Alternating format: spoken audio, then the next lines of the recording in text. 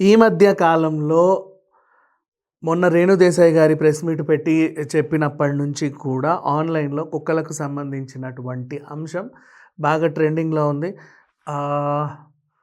అంతకుముందు సుప్రీంకోర్టు ఇచ్చిన తీర్పు దగ్గర నుంచి మొదలు పెట్టుకుంటే ఇప్పటి వరకు కుక్కల మీద రకరకాల వార్తలు. అండ్ మొన్న మాత్రం ఇది మళ్ళీ మాట్లాడదాం, వాడెవడో ఒక సుంట 500 కుక్కల్ని చంపాడంట ఒక విలేజ్లో, ఆచారంలో.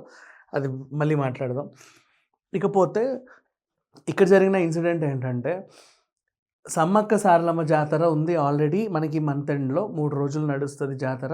గద్దె మీద నుంచి ఫస్ట్ సారలమ్మ వెళ్ళి గద్దె ఎక్కుతుంది, ఆ తర్వాత చిలకల గుట్ట నుంచి సమ్మక్కని తీసుకొస్తారు. ఒకరోజు వాళ్ళు అక్కడ ఉన్న తర్వాత నెక్స్ట్ వనప్రవేశం చేస్తారు. అండ్ కుంకుమభరణ రూపంలోనో లేక వెదరు రూపంలోనో అమ్మవారిని పెడతారు. ఇప్పటివరకు అమ్మవారికి అక్కడ ఎలాంటి రూపం లేదు. ఈ యాత్ర గురించి కూడా మళ్ళీ చెప్పాలంటే ఇంకో టాపిక్, దీని గురించి మళ్ళీ ఇంకోసారి బ్రీఫ్గా మాట్లాడుకుందాం.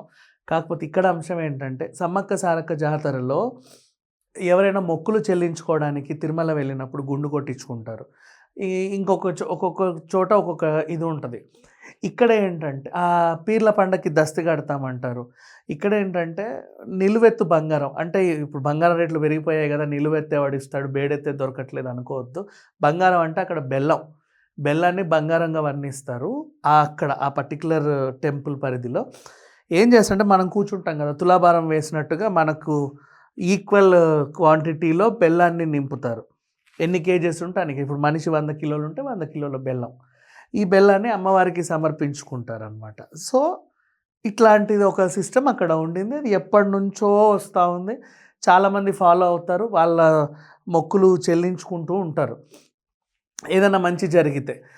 అయితే ఇక్కడ టీనా శ్రావ్య అనే అమ్మాయికి ఈ విషయం తెలిసింది. ఈ పిల్ల already the great Indian wedding show అని, అగ్రి కోర్స్ అని, అలాగే మన కమిటీ కుర్రోళ్ళు అని ఒక అడపో 4-5 సినిమాలు అయితే చేసింది. 2-3 చేసింది, 4-5 అన్నానేంటి, ఏమో చేసి ఉండొచ్చు. ఈవిడ అక్కడికి వెళ్ళి ఒక మొక్కు చెల్లించుకుంది. ఎందుకంటే ఈ మధ్య కాలంలో వాళ్ళ ఇంట్లో, వాళ్ళ కుటుంబంలో ఒకరికి అస్వస్థత వచ్చింది. వాళ్ళకి ఏం అవుద్దో అని ఒక భయాందోళన వీళ్ళలో మొదలైంది. ఆ అస్వస్థకు గురైన వీళ్ళ కుటుంబ సభ్యుడు ఎవరైతే ఉన్నారో వాళ్ళకి మాటలు రావు, అండ్ ఏం జరిగిందో చెప్పలేదు. అండ్ ఇలాంటి సిచ్యువేషన్ మీకు అర్థమై ఉంటుంది ఈ పాటికి. నేను చెప్పేది ఎవరంటే కుక్క గురించి.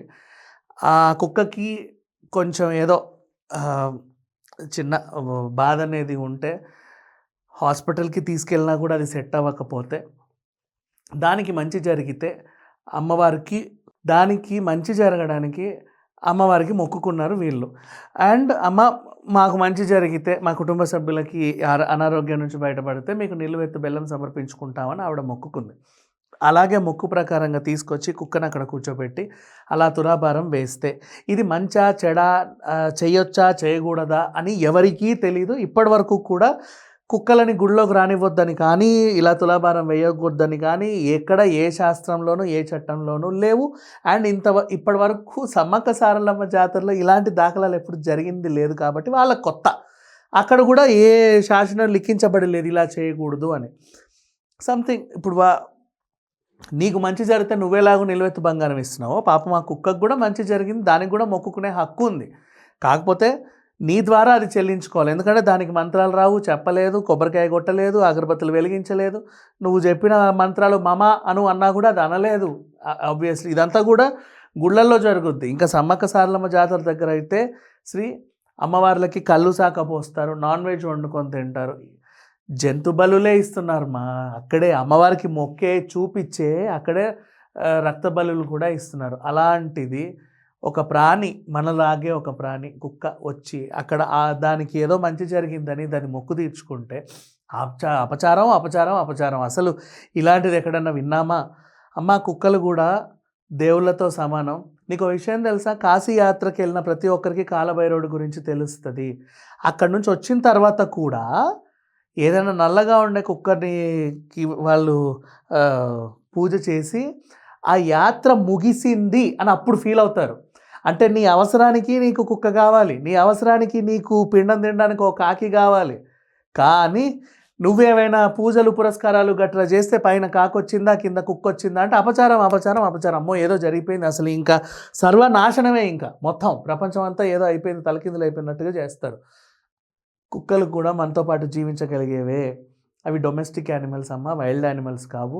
డొమెస్టిక్ అంటే ఊర్లల్లో తిరగగలిగే జీవులు, నీలాగే నువ్వు కూడా ఒక డొమెస్టిక్ యానిమల్వే. ఇంకా చెప్పాలంటే నీకు వచ్చే మాటలు వచ్చినందుకు నువ్వు ప్రపంచానంతా శాసించాలనుకుంటున్నావు, కుక్కల్ని అనగదొక్కాలనుకుంటున్నావు, కానీ నీతో పాటు అక్కడ ఉండే హక్కు వాటికి కూడా ఉంది.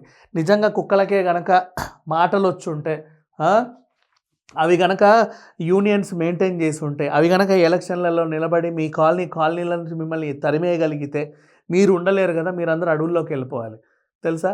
అండ్ ఇప్పుడు ఒక ఆవుని మనం ఎలాగైతే పూజిస్తామో కుక్కను కూడా అలాగే పూజించాలి. ఇంకా చెప్పాలి అంటే అది మనతో పాటు ఉండాల్సిన ఇదే. అండ్ ఇక్కడ కూడా పెద్ద అపచారం ఏం జరగలేదమ్మా. మీకు ఎలాగైతే మంచి జరిగితే ఆ జంపన వాగుల్లో మునిగి తేలి అమ్మవారి చుట్టూ ప్రదక్షిణ చేసి మీ ముడుపులు ఎలాగైతే చెల్లించుకుంటున్నారో దానికి కూడా మంచి జరిగితే దేవుళ్ళని మొక్కే హక్కు ఉంది. ఎందుకు స్టార్టింగ్ నేను సమ్మక్క సారలమ్మ దేవుళ్ళ గురించి చెప్పాను అంటే అక్కడ అమ్మవారికి ఒక రూపం అంటూనే లేదు, అర్థమైందా. కుంకుమ బరినో లేకపోతే ఒక వెదురు పీస్తోనో వాళ్ళు కొలుస్తూ ఉంటారు. అలాంటి అమ్మవారికి కూడా లేని ప్రాబ్లమ్స్ మనకు వస్తాయి కొత్తగా. అబ్బా ఇది జరగవచ్చు ఇది జరగకూడదు అని చెప్పేసి. ఈ అమ్మాయి అయితే ఎలాంటి తప్పు చేయలేదు. సోషల్ మీడియాలో ఎందుకు వీళ్ళు వ్యతిరేకిస్తున్నారో నాకు తెలియట్లేదు, కానీ ప్రశంసించే వాళ్ళల్లో నేను కూడా ఒకరిని. బికాజ్ తనలాగే ఇంకో జీవిని తను గుర్తించింది, తను ఏం చేస్తుందో తనకు కూడా అలా ఒక గుర్తింపునిచ్చింది, తనకు కూడా దేవుణ్ణి స్మరించుకునే హక్కు ఉందని తెలిపింది. కాబట్టి ఇది చూసి నేర్చుకోండి. మన తెలుగు రాష్ట్రాల్లో మీకు నచ్చకపోయినా దేశవ్యాప్తంగానో ప్రపంచవ్యాప్తంగా ఒకసారి ఈ ఆర్టికల్ని వైరల్ చేసి చూడండి. ఎన్ని అప్రిషియేషన్స్ వస్తాయో అన్ని అప్రిషియేషన్స్ వస్తాయి. Thank you so much.